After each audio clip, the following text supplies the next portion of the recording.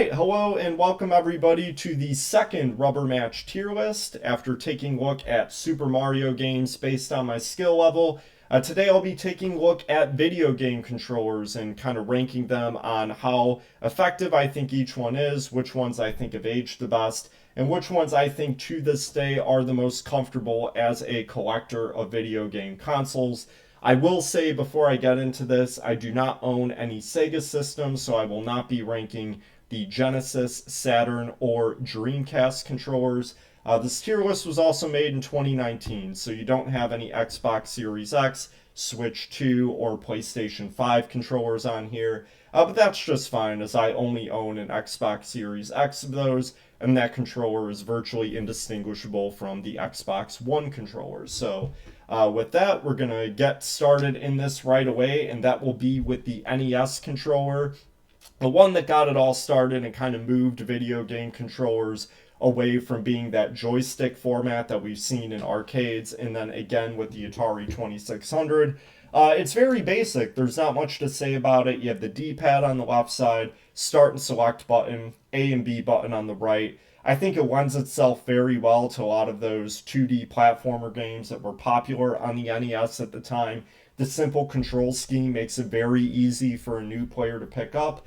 But with that said, I think the rectangular shape of the controller is both uncomfortable and perhaps a bit awkward for players with larger hands to hold. But with that said, I think it's standardized the design that we've seen on video game controllers since then, and kind of set the standard for how games are going to be controlled. You have your directional control on the left side, and then you have your action control on the right side. It really did all start with the NES, but I think when we look at these other controllers and the amount of things that they're able to optimize and add, you can't really say that the NES has one of the better controllers, especially with how uncomfortable it is to a lot of players. So I'll put this in the C tier. Moving on, we have the Super Nintendo Entertainment System controller, the SNES. This system was released in North America in 1991, and in pretty much every way, both the system and the controller, just a straight up upgrade from the NES. You have the L and R buttons added to this controller, which adds a bit more functionality to certain games. Most of the controller is essentially unchanged with the D-pad and the start and select buttons, but you have two more action buttons with the X and the Y added.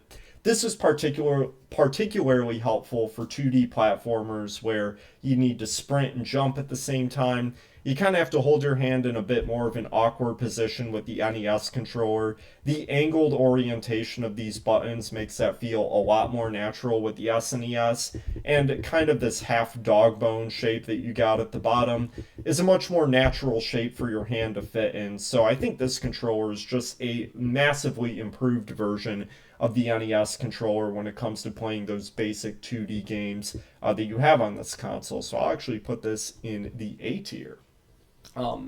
Moving on to the fifth generation of gaming, we have the original PlayStation controller. This image probably looks a little bit jarring to those that are younger, but this is how it all started. You did not have the control sticks, which made for a pretty uneven controller that was a bit awkward to hold for those with larger hands. You have just such a small center of the controller with the start and the select button. The D-pad can be kind of tough to maneuver if you got a bigger thumb. The biggest contribution that this controller offered was the two trigger buttons, the L2 and R2 that we see on these controllers. That kind of became a standard, not just for PlayStation, but for gaming across the board. But it is kind of a weird feeling controller to hold, and I think that they clearly did a much better job later on, but we're going to put this in the C tier. Yeah, I'd say it's probably around a draw with the NES controller there. But after that, a few years into the PlayStation's lifespan in the late 90s, they came out with the DualShock, and this added two control sticks. You also had the analog button there as well. Just a textbook improved version of the controller. For those that don't like the D-pad, you have the control stick on the left that can also use that in some later PlayStation 1 games that were programmed to respond to the DualShock. And it really set the tone for what PlayStation would be working with really for the next decade and a half from this point. It's just textbook, a scaled up improvement of what you saw with the first controller. We'll put this in the B tier. After that, we're going to move on to the Nintendo 64 controller. Looked very overwhelming to those when it came out in 1996. I remember seeing a news story on YouTube of it at the time when the system came out, and the anchor was talking about how it looks more like something that you would control an airplane with than a video game system. And I could certainly see how, at the time, when you compare it to the controllers that were known, that certainly seems to be the case, especially because somebody's first response is likely, well, I don't have three hands, so how am I going to control this? And that's my biggest complaint with the controller is that you have a lot of space here on the left side dedicated to something that you're rarely going to use. I know you use that D-pad, and I believe Pokemon Stadium and maybe a few other games, but on launch day when you're picking up either Super Mario 64 or Pilot Wings 64, you're not going to be using that. I do like the addition of the Z button on the backhand of the center handle right there, since that's what you're going to be using most of the time. And the A and B button orientation is nice, but the C buttons are awkward and I feel like really tough to get muscle memory to, and the trigger buttons are not very responsive. And even if they're not used a lot, that can be a bit frustrating when playing this game. When playing the system, I mean, when playing any game on the system for that matter. I do think there's some good things about it, but I feel like no matter how accustomed you get to the controller, it never stops feeling at least a little bit clunky or awkward. I do think it's a bit better than these two, but I'm going to put it in the C tier, not among my favorite controllers for sure. But then after that, we're going to move on to the sixth generation, and we'll get started with Xbox in this regard. They had the Duke. This was what got it all started in November 2001 for the original Xbox, and I would have to think, at least played somewhat of a role in this system not catching on perhaps as much as Microsoft was hoping it to in competition with the PlayStation 2. A lot of problems at this. I mean, the most obvious being this controller is absolutely massive. As a kid, I of course had small hands. I never had an Xbox as a kid, but my childhood best friend did, and I really had trouble holding this controller when trying to play games. And it has more to do than just fitting your hand around the controller. You have these buttons that are in this very weird kind of angled diamond layout. You have two more buttons that you do have to use up here that are in a really awkward spot. The start and the back buttons you do have to rearrange your hand to get to, it feels like. And the Xbox logo is just disproportionately large on this controller. I do think the triggers are the one thing that was done well. They feel very responsive and natural with how your hand fits on the back of the controller, but I think with how much Xbox is able to do with their controllers after this, this controller was a pretty significant failure across the board.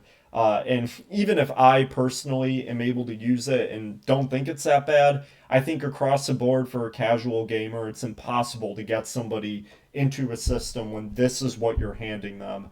So this is going to have to go into the D tier, unfortunately. But fortunately for Xbox and for fans of the original Xbox, they corrected their mistakes, similar to how Sony did in the prior generation. They came out with the Xbox Controller S, and this is just a much more natural looking, natural fitting controller.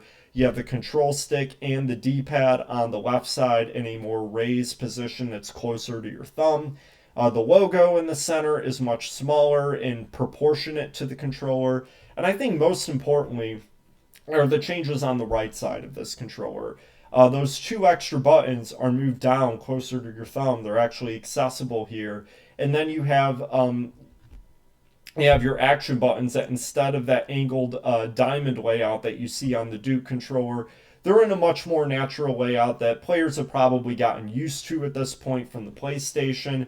And it's just much easier. They're evenly spaced, and I think that it lends much better to muscle memory, and the triggers are still just as responsive.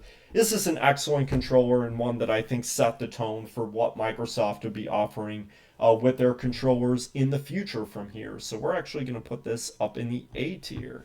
Probably, I'd say I like these controllers around the same for what they are and the purpose they serve, but two excellent controllers. right there. After that, we have the DualShock 2. Not much to say about it. Pretty much the same controller as the first DualShock. In fact, it's even compatible with the PS1. So yeah, I mean, it's a solid controller, but nothing really changed. Gonna put that in the B tier. After that, we have the GameCube controller, and this is probably my favorite controller of all time. It's insane how much Nintendo was able to improve upon the N64 controller with this offering. The praise starts with the shell. It's such a natural feeling controller to hold, both from the rounded handles that are evenly spaced apart on both sides to the very rounded back of the shell that kind of gives you freedom to position your fingers how you want. The triggers are very responsive, certainly a big improvement from both the SNES and N64. You still have the Z button on the right side of the controller at the top, so it's not like that went away from the N64. They replaced the C buttons with the C stick that you see here on the bottom right. It's both very natural depending on what game you're playing. I think for a lot of games it helps players rearrange the camera setup in a way that was really, really awkward and tough to do on the N64. And in a game like Smash Melee, it makes extra attacks a lot more natural to use and easy to use as well. And I think the most innovative part of this controller is how the action buttons are laid out. Like, you know that's going to be the button that you're going to be pressing most of the time. It's bigger for that reason. And the other buttons are situated perfectly in relation to where the A is, to where you're just angling your thumb in one direction to hit the B, X, or Y buttons. And that really lends itself well to both muscle memory and overall comfort. You're not rearranging your hand as much when you're playing these games. So I think that this is just such an excellent controller, and there's a reason why Nintendo, has continued to make it for Smash Bros. Players in the years since. It's just you can't replicate the fit and feel that the GameCube controller brings across the board. I don't think there's a single thing wrong with this controller. It goes into my S tier. After that, we are going to move on into the 7th generation of gaming, and we'll start that off with the Xbox 360. Just a step up from the Xbox Controller S. As you can see, kind of similar in a way. I love the way that this X button appears on Xbox 360 controllers as a very cool, at the time, futuristic looking logo. It also serves the function of turning the system on or off, which is a cool thing that was really introduced in the 7th generation. Also allows you to access the system menu, which is a thing that really became standardized at around this time in video game history. They also have wired and wireless components for these controllers. Most of them are wireless and have that battery pack right in the center on the back of it.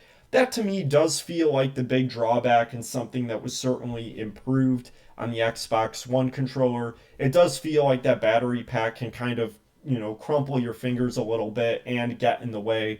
But as far as how your thumbs and the rest of your hand feel on this controller, it really is hard to beat. The buttons are situated very naturally from one another. You have both the trigger and the bumper buttons that differ in how responsive they are, so it's very easy to identify, which one is which. And I think the control scheme overall across the board is very well done. This is a great controller. I think a slight step up from the S, but not quite worthy of the S tier.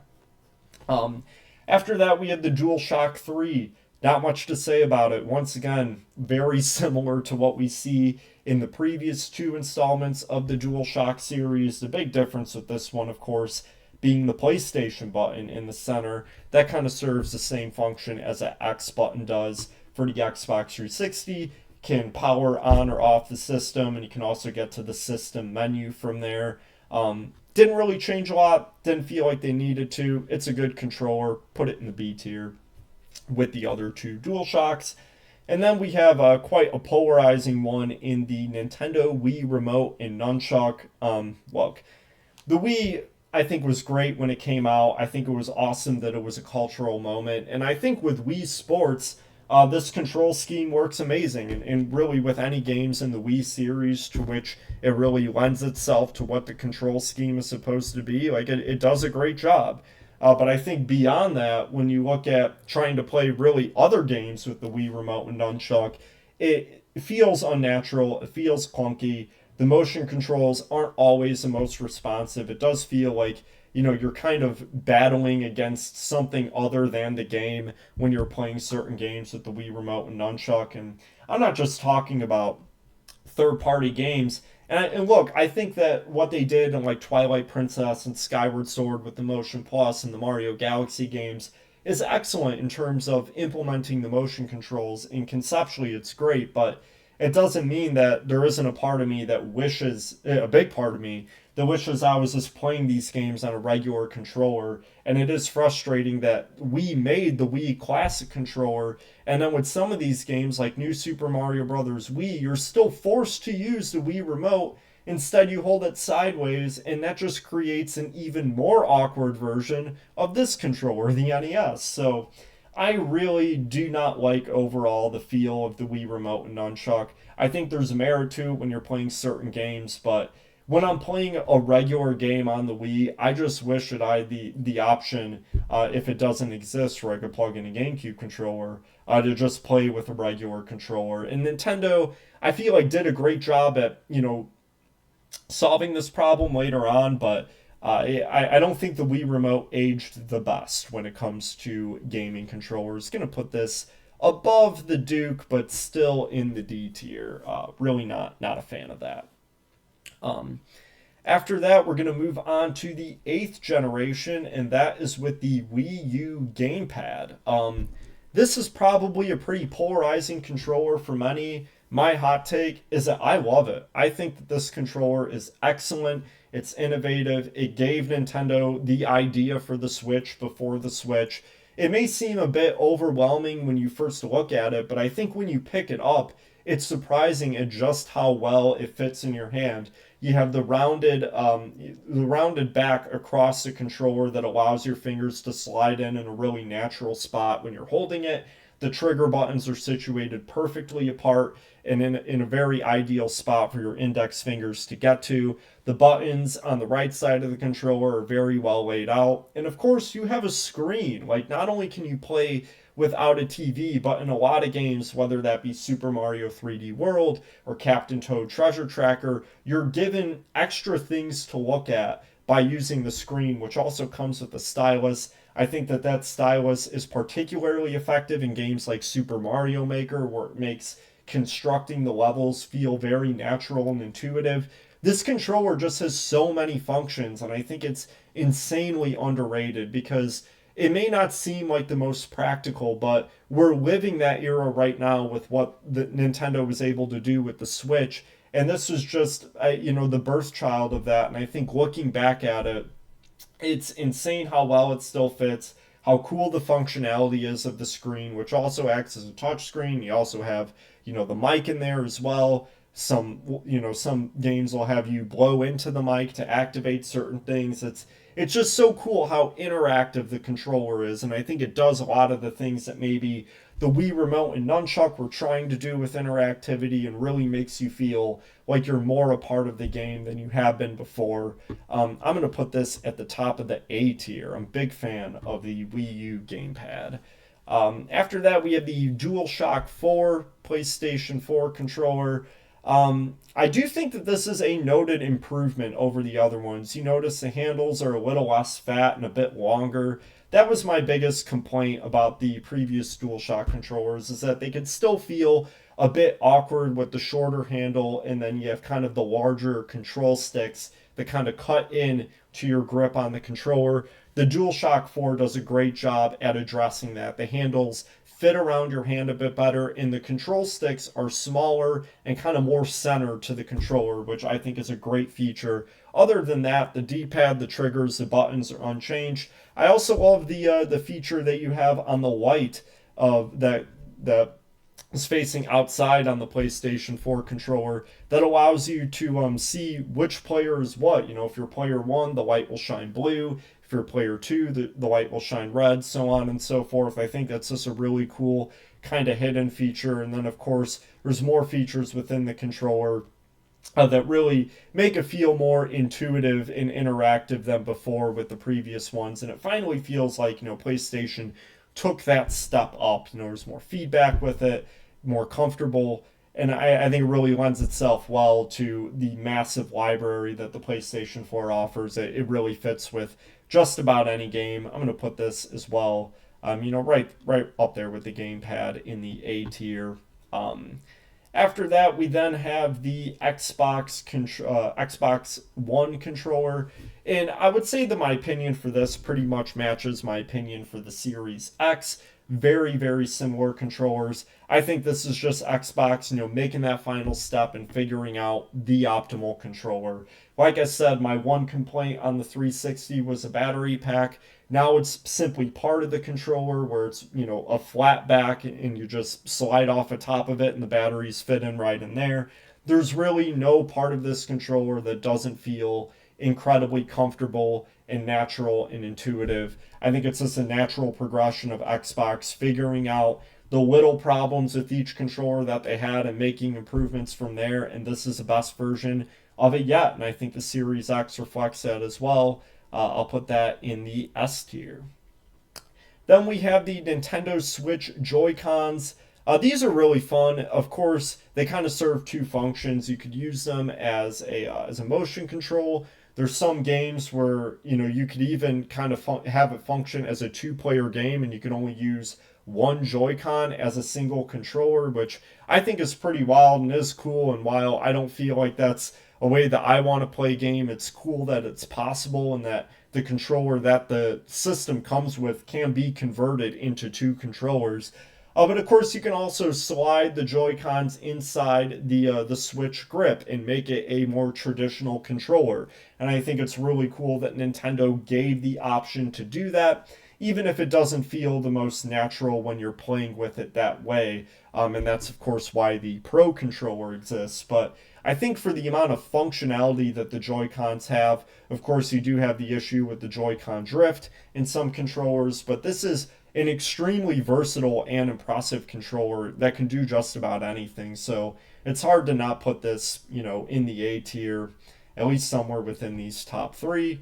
And then we have the Switch Pro controller, which I really think is the best of both worlds. You do have some motion controls built in where you're able to access certain things you may not be able to with a standard wired Switch USB controller. It's responsive to shaking. I think that Mario Odyssey does a great job at exemplifying the functionalities of the Pro controller, that it does give you the best of both worlds, and that yes, it's a traditional gaming controller that I feel like is very comparable to the Xbox One controller in feel and fit. I don't feel any differently about the Switch Pro controller than I do about the Xbox One controller in that regard, and it adds those extra things that maybe you felt like you needed the Joy-Cons to do.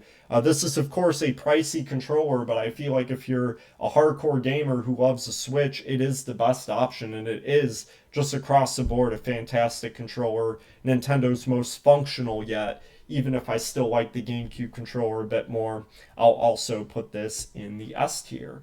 But that's all we got for now. That is my look, I should say, at the video game controllers that I own on the consoles I typically play, and which ones are my favorite, which ones I feel like lend the best to the games that I like playing. But let me know if you agree or disagree or think I had any insane hot takes on this one, and I'll look to be back with more tier lists and, of course, more streaming on my Twitch channel at the Rubber Match Games. I'll be continuing to stream Super Mario playthroughs. I'm on the Lost Levels right now, the second game of 15 that I'll be trying to 100% my way through. But thank you for watching, and let me know what you think.